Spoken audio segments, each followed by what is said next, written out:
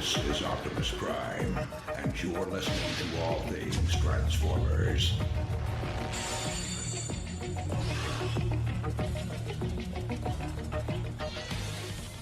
Hello and welcome to All Things Transformers. I'm your host Steve Megatron Phillips, and in this episode I have someone joining me from the other side of the Matrix.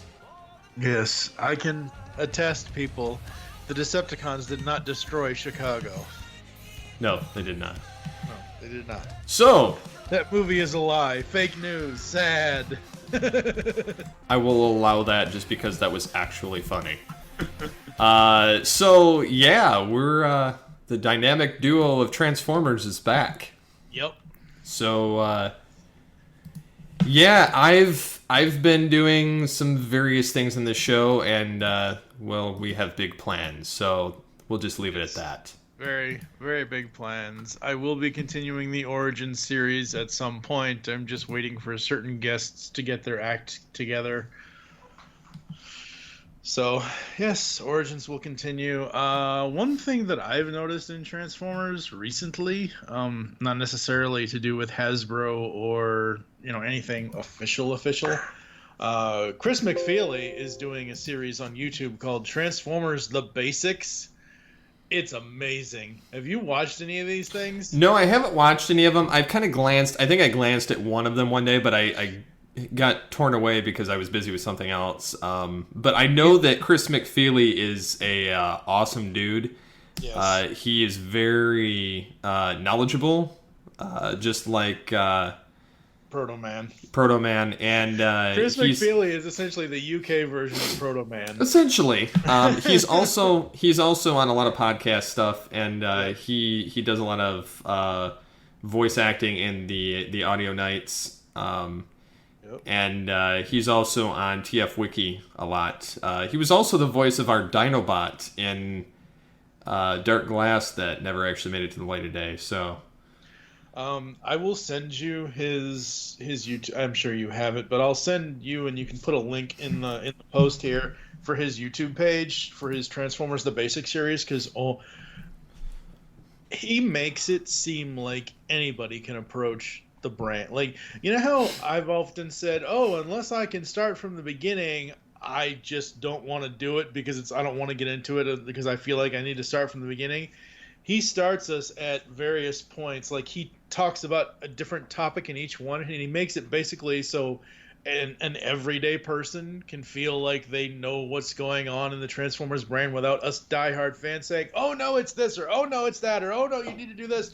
"Oh no, you're exiled to the planet of junk to do this because you did this," or you said. No, it's nothing like that. It's amazing. It's fun. It's wow. I have to actually catch up. I haven't watched episodes in a little while, but almost every time I watch one, I end up commenting on each video. yeah, and funny you should bring up YouTube Transformers. I saw somebody, they were talking about the new Titans Return series. Mm-hmm. And we're saying, slag that, blah, blah, blah. They said I would rather watch it once Transformers G1 Redone does it. Yeah. I don't know if you've ever heard of this guy, but Frederick McMahon on Twitter, or not Twitter, YouTube has this channel that's Transformers G1, like GEEWUN, redone. Yeah. And he redoes episodes of G1, as well as some TF animated and some of the... He redid Combiner Wars. Okay. It's actually quite hilarious. He took like 20 minutes of Combiner Wars, like he chopped it up and put it together into this, and I think there were like 10-minute episodes or 5-minute episodes or something like that. Anyways, it's only 19 minutes long, and it's the whole thing kind of comprised in there. And he redoes everybody's voices, and it's like almost like watching bad lip reading, but with Transformers, and it's hilarious. Like they have Prime and Megatron making fun of Wingblade like the whole time, like not taking her seriously. Windblade, not Wind. Whatever. If you're gonna, she's a throwaway character. No, she's not. In Combiner Wars, I see it as that. So I don't care for the character because she's whiny. It's because you haven't read the comics. It's okay. Yeah, I don't read the comics, but she's a whiner in the Combiner Wars. So, anyways, they made her out really whiny in this, and it was funny. So, I'm not that I have a problem with a female character. They just wrote her really whiny in the thing. So, and then this thing was just MacGuffin filled. Anyways, so it was kind of funny to watch, regardless. Cool. Awesome. So, yeah, I haven't watched the Combiner Wars stuff. Now that Rescue Bots is done, I'm going to eventually catch up with that series. Now that Rid is almost done or is done completely, because what's the Twin Twist or whatever the hell the new one? No, the new series is actually it's not the Titans Return because that's coming soon. They're having Cyberverse. That's yes. what it is. What are your opinions on Cyberverse? Since I haven't had you on in a while. Honestly, I have not kept up with any. Like, the only thing Transformers wise I'm keeping up with, sort of, kind of, because I've been moving the last month and a half, and I'm getting married in less than a month and a half, and all that. The only thing I've been keeping up with is this comic solicitations for IDW. Like, I haven't even seen anything from Cyberverse. I haven't seen a trailer. I haven't seen anything. Well, there is a graphic with Bumblebee, and he has the G1 aesthetic. Okay. And it's got the Rid kind of. It's almost like feel. Well, it's got almost Rid mixed with animated. Yeah. Animation feel. Yeah, that's what Rid was supposed to be. And it's got Bumblebee in his classic kind of look. I mean, he's still a Camaro-looking car, but he's more aesthetically like the G1. Mm-hmm. And then Windblade is supposed to be his best friend, and he's supposed to have some high regard mission that he's supposed to remember, and for whatever reason he's forgotten it, either due to trauma or something else. So her goal is to help him through it because it's like a high priority mission. And they have Prime where he's not wearing the faceplate, but he looks G1, like the Rid series. So it's it looks like it's going to be kind of interesting, but it looks like it'll be probably better than what we've gotten in the last couple of years anyway. So I'm kind of looking forward to it to see what they do with it, honestly. But yeah, that's all we've seen from it. There's been a few figures that have come out, but they're like almost like Legends level. Yeah. So there's really nothing of substance there. I know Rid just recently had Bulkhead come into the show because he's like they've had Ratchet, they've had Prime, they've had Starscream in his original body, they've had Soundwave, they've had. I'm still waiting until they have Megatron show up because I have a feeling he's going to show up towards the end. I just hope it's not Megatronus. It's supposed to be Megatron, as far as I've heard, because it's reluctantly it's supposed to be like a band of Decepticons that are fighting the actual Decepticons that are. And Megatron, if you remember, kind of was like, forget this, I'm done. Yeah. He's like, screw you guys, I'm going home. Kind of like the Combiner Wars where G1 Megatron's like, screw this, and he's gone, and he's just out on a backwater planet just gladiator fighting. Yep. So I think it's going to be very similar to that. But I'm kind of liking the fact that they've kind of given them that Robots in Disguise animation, but kind of kept as much of their aesthetic as possible. So yeah, it's on YouTube. A couple different places, I should say. So yeah, there's that, and then we've got, of course, Transformers Bumblebee. Yes. Which I'm kind of. I don't know. As I've said before in the past when we've done news episodes, which it's been forever since I've done a news episode, but little bits and pieces of information, like the fact that Steve Jablonsky had stated that he may not be able to produce music for the Bumblebee movie because of other projects he's working on currently. That's kind of disappointing, but he does say that he's under the impression that the movie will be released in summer 2018 rather than Christmas, since scoring only happens during the final stages of post-production. And according to TFW, we can guess that there is still a chance for him to compose if approached by Paramount. It would be great if Jablonsky did the Bumblebee movie, because his scores have been good, excellent, amazing for all of the films. That's my favorite part of the live-action films at this point, is his music. However, because it's technically a solo film, I almost want to see somebody else approach it just for that one film. I have this distinct feeling like it's going to turn out that way. Yeah. And that's more so because, look at the Star Wars movies, for instance. The individual films have different people usually helming different parts of it and different... Yeah, Michael Giacchino did Rogue One. Yeah, and so, I think that it's kind of fitting if they have different people do the solo films. Yep. However, there's only going to be 4 robot cast members for the movie. What? Which, only one of which is Bumblebee, and we know of a possible Decepticon in a red 1971 Plymouth GTX. So there's 2 more. So there'll be either another Decepticon or another Autobot or another 2 Decepticons. It's hard to say. So yeah, it's going to be mostly a human-based film, which kind of, again, sucks. I'm not a fan of RoboKibble, so the movie universe doesn't really fit my tastes, but I know that some people like them. Yeah. So you've got, John Cena as a Sector 7 agent. You've got Jason Drucker, who I'm not even sure who that is.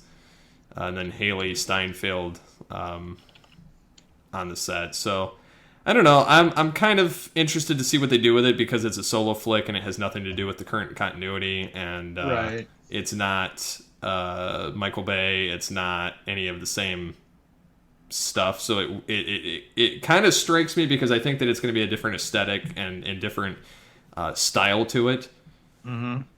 Which I think that this series sorely needs at this point. Yeah. I think we need someone else's vision and someone else's writing and someone else's production company dealing with this, and not any more of Michael Bay. Right. Absolutely. I can't say he's done terrible, because he's reinvigorated the franchise like Beast Wars did back in the 90s, but same token, I'm kind of sick of this. Yeah. What is so interesting to me for Jablonsky and his scoring stuff, obviously he worked on Bay's The Island, but he did the music for Desperate Housewives. Can't believe that. No, I find it hilarious more than anything else, like Transformers and Desperate Housewives. He did the music for Pain and Gain, which is a Bay film. He did the music for Ender's Game. I saw Ender's Game. That wasn't too bad. It wasn't great, but the book was definitely better. He did the music for the new, of course, at this point it's 7 years ago, the 2010 version of Nightmare on Elm Street. He did the music for that. I think that's getting a reboot, too. Probably is. I'm sure all of them are at this point. Yeah. Reboots galore. It's like Oprah. You get a reboot, and you get a reboot. Yep. Oh. Where's actual reboot? No. For I was gonna say, for the art for this episode, you should have her saying that, and then have Bob come up and say, "What reboot?" or something like that. I don't know. Anyway, what else we got for Transformers stuff on your end? Well, other than the Machinima series, which I'm looking forward to, I know that the Headmasters fan dub is going to be working on another episode finally, because I'm privy to that information, as I'm one of the voice actors. Mm-hmm. I do the voice of Scourge, which is awesome. Cool. I still enjoy doing that. I don't have I literally have not recorded a vocal for that in probably 2 years. You should probably get on that then. Well, it's not even my fault. I'm waiting for the next script. I think that the last time I got an episode was episode 8, and now mind you, this thing started over after I initially started it. I think it made it episode 5, and then somebody else took it over and started back from episode 1 and redid it because they wanted to give it more of a Generation 1 vibe. Right. And so we all had to...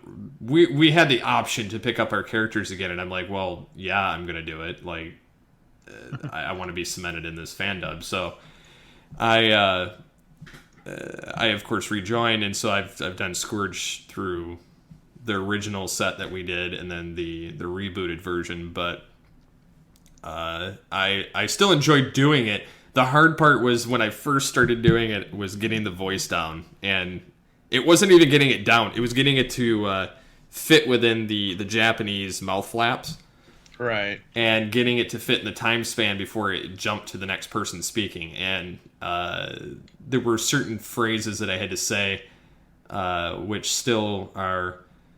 like, I can hold the voice, but the longer Scourge talks, the harder it is to keep the voice absolutely, uniform. Yeah. Because He talks like this.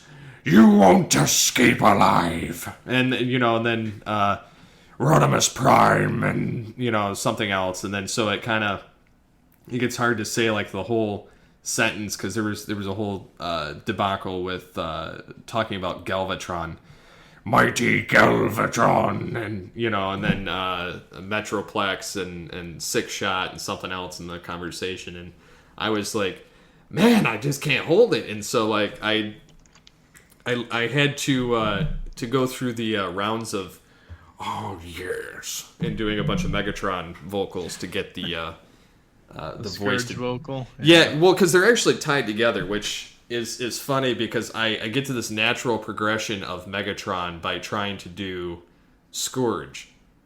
Because the more I scratch my vocal cords by doing Scourge, the better I can do Megatron. Right. It's like when I'm sick is the best time to have me do Megatron. Because I can do Beast Wars Megatron no problem when I'm sick, because that's the only voice that I can get that comes out and sounds perfect. My own voice sounds like garbage when I'm sick. But the minute I try and do Megatron, like I pretty much when I'm sick, I will talk in pretty much Megatron's voice almost exclusively. Mm-hmm. Because it's easier for me to do. And it doesn't hurt. It's cool. Like if I've got a sore throat, that's like my go-to. I'm like, I am Megatron for the day, children. And then my son's like, Dad, stop. Ian's like, dude, he's like, Dad, stop doing that. And I'm like, what? I'm like, I'm not doing anything. Having an argument with my kid doing Megatron, and the younger one just thinks it's hilarious. And then Ian's like, stop. He's not very amused by it anymore. Like, it used to amuse him. Now he's just like, stop it. Do some other voice. Go away. Or like if I start doing other voices, he's like, it's not funny. You should start doing the Joker for him all the time. I did that, now. and it scared the crap out of him, so I quit doing that. It just sounds... You should... It sounds so evil, so, like, he's... I pretty much relegate that to when I'm, like, irritated around the house. And I go, oh, bloody hell! And then, which almost sounds like Steve Bloom's Starscream in a sense, but... Yeah. You should do that, like, when you're going to wake him up. Do the Joker. Hello, children. That's funny. It's your dear old Uncle Joker here. Yep. Ah, yes. Wake up. Now. Yes. So yeah, and then on this podcast, we're going to be doing the Beast Wars 2 and Beast Wars Neo reviews. Although those will be delayed for a little bit because I'm going to be out of town for the weekends for the next 2 weeks. So Yeah, I'm hoping. Well, I know you're still going to have content, but I'm hoping to get at least 1 or 2 Origins episodes in, so that way the content keeps going. Keep on Hopefully, flowing. I don't know.